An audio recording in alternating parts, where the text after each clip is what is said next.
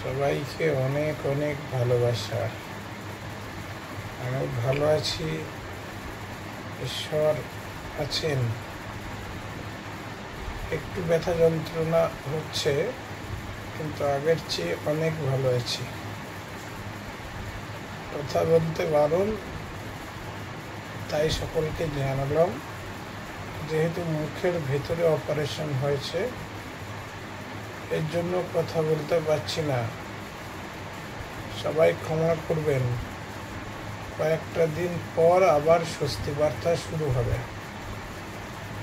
আর কেউ মন খারাপ করবেন না, শরীর থাকলেই রোগ হয়।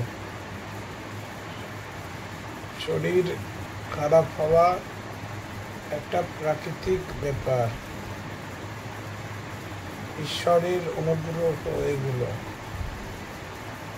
আমাদের প্রিয়জনের শরীর খারাপ, নিজের রোগ নিয়ে বেশি চিন্তা করতে নেই। মনে রাখবেন, মৃত্যু বারবার আসে না, একবারই আসে। তাহলে প্রতিদিন ভয় পাওয়া ঠিক নয়।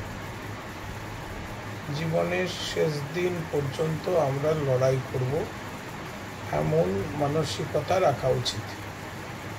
এই অপারেশন হয়েছে, 2-4 দিনে কিওর হয়ে যাবে। জীবনে ঝড় আসে, ঝড় চলে যায়। এই স্বাভাবিকগুলোকে মেনে নিতে হবে। আমি এতটা অসুস্থ